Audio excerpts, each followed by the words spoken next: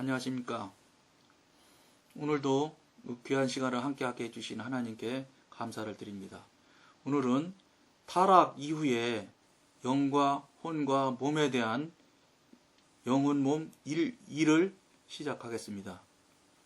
무엇이 진짜 죽음인가? 과학적 정의에 의하면 죽음은 환경과의 교통이 중단되는 것이다. 이렇게 말을 하고 있습니다. 영의 죽음은 하나님과의 교통이 중단되는 것이고, 몸의 죽음은 영과 몸의 교통이 끊어지는 것을 말합니다. 그러므로 우리 영이 죽었다고 말할 때는 더 이상 영이 존재하지 않는다는 말이 아니라 단지 영이 하나님에 대한 감수성을 잃고 하나님에 대하여 죽은 것을 말합니다. 정확한 상황을 말하자면 영이 무능해져서 하나님과 연결할 수 없는 것을 의미합니다. 예를 들어 벙어리는 입이 있고 폐가 있지만 성대에 이상이 있어서 말을 하지 못합니다. 인간의 언어에 관한 한 그의 입은 죽은 것으로 간주됩니다. 마찬가지로 아담의 영은 하나님께 불순종했기 때문에 죽은 것입니다. 아담은 여전히 영을 소유하고 있었으나 그 영은 영적 기능을 상실했기 때문에 하나님에 대해 죽은 것입니다. 히브리서 저자는 4장 12절에서 하나님의 말씀이 우리의 혼과 영을 찔러 쪼갠다고 말했습니다. 영과 혼이 하나가 되었기 때문에 이 둘을 분리시키는 일이 필요한 것입니다. 이 둘이 밀접하게 결합되어 있는 동안에는 그것들이 사람을 정신적 세계로 몰아넣는다고 합니다. 모든 것이 지성이나 감정의 지시에 따라서 행해지는 것을 볼 수 있습니다. 이 시간을 이렇게 함께 늘 같이 해주시고 들어주시고 보시는 시청자 여러분께 감사드립니다.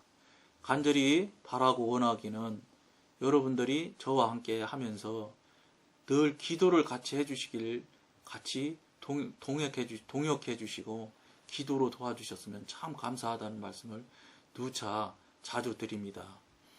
오늘도 제가 그동안 체험했던 일들을 여러분들과 나누고자 합니다. 지난번에 기도 제목을 하나님으로부터 받아서 기도하는 것을 한번 해보시라 하는 얘기를 말씀을 드렸습니다. 그래서 이어서 말씀드린다면 기도를 하나님으로부터 받아서 하는 경우는 해보면은 그 주님께서 제목을 톡톡톡 물방울처럼 떨어뜨려 주시는데, 그러면 기도하는 시간도 제가 기도 시간을 정하는 것이 아닙니다.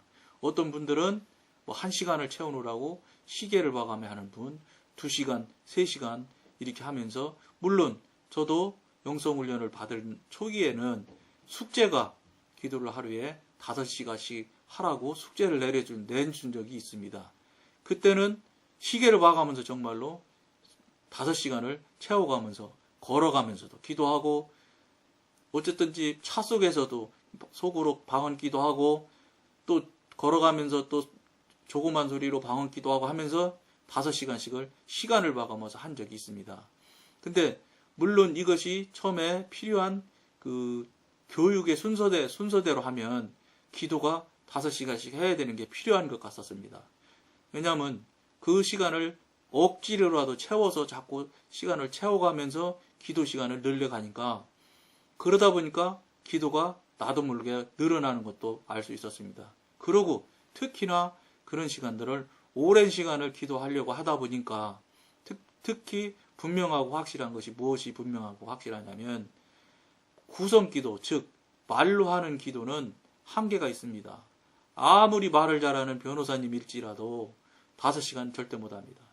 2시간, 1시간도 못할 것이라고 저는 봅니다. 왜냐, 할 얘기가 없거든요. 내가 기도하려고 하면 기도 안 됩니다. 그렇기 때문에 여러분들한테 성령으로부터, 하나님으로부터 기도 제목을 받아서 기도하시는 게 좋습니다. 그 다음에 거듭난 표시로 받는 가장 기본적인 그 모양으로 방언을 받는 것이 가장 기초적이라고 말씀을 드렸는데, 방언을 받을 수 있도록 하나님께 간절히, 성령님께 간절히 구하는 것이 필요해서 받도록 하셔야 됩니다. 왜냐하면 제가 경험을 해보면 방언으로 기도하지 않으면 5시간씩 6시간씩 못합니다. 제가 숙제 내서 5시간씩 할 때는 물론 이거 기도하는 것이 특징이 있는 것 같습니다. 제가 저녁 7시에 밥을 먹고 방에 들어가서 기도를 시작했는데 참 그날은 참 많은 기도를 방언으로 하게 됐습니다. 그런데 기도를 느낌으로는 많이 한 것 같지 않아서 한 30분쯤 했는가 이런 느낌이 들어서 소변이 변소를 가야 될 것 같아서 변소를 가기 위해서 나와서 보니까 새벽 2시인 것을 봤습니다. 그러니까 7시간을 한 겁니다. 그런데 제가 이 기도 시간을 가지고 생각을 깊이 묵상하고 나름대로 깨달아진 건 어떻게 깨달아졌냐면 짧은 기도하는 사람일수록 길게 한 것 같은 느낌이 듭니다. 길게 기도하는 사람일수록 아주 짧게 기도한 것 같이 느껴진다는 것을 알았습니다. 내가 기도를 1시간 정도나 2시간 정도나 하는데 무척 많이 기도하는 것 같이 느껴진다면 이건 생각을 다시 잘 돌아보시면 좋겠습니다. 짧아져야 됩니다.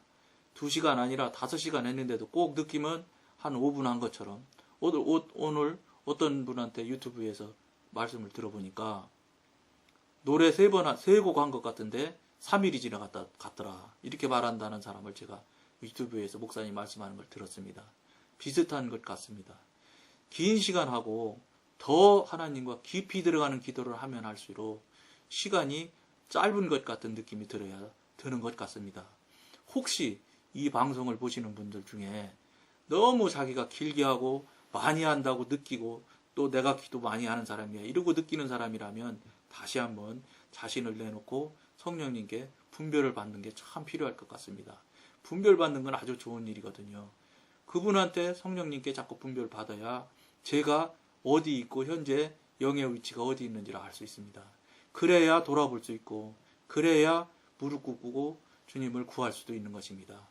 지금까지는 우리들이 신앙생활 하는 것들이 주일날 예배 빠지지 않고 또 공예배 잘 빠지지 않고 잘 가며 그 다음에 사람들 앞에 거룩한 척하고 또 헌금 드릴 수 있으면 많이 드려서 교회에서 헌금 많이 내는 사람이라고 소문나고 또 그럴듯한 신앙생활 하면은 우리가 신앙생활 잘한 것처럼 저도 그렇게 삶을 살았었습니다.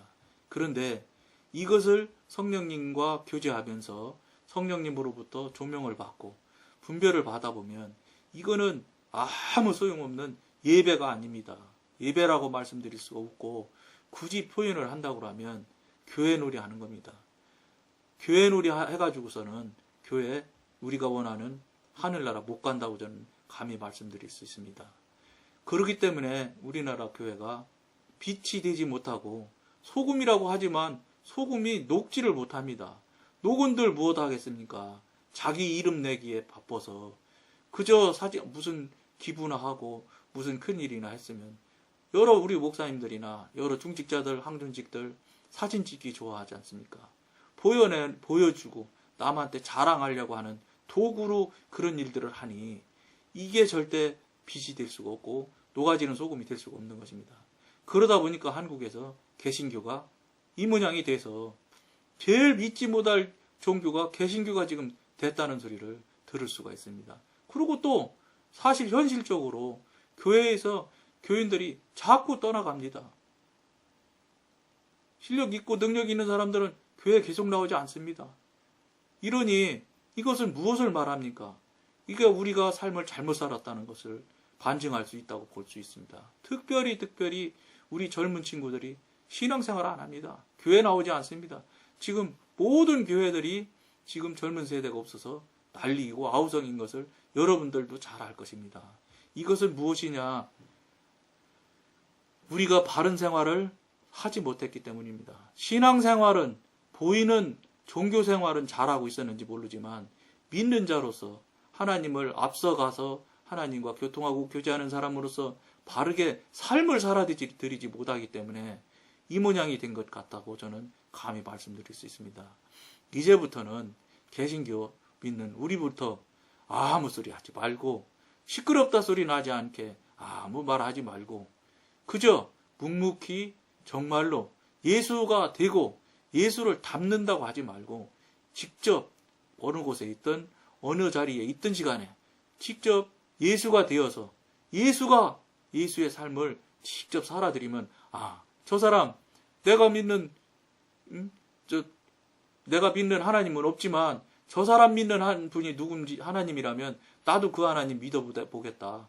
이런 소리를 들어야 될 줄로 믿습니다. 재미난 얘기를 하나 해드리고 마치겠습니다.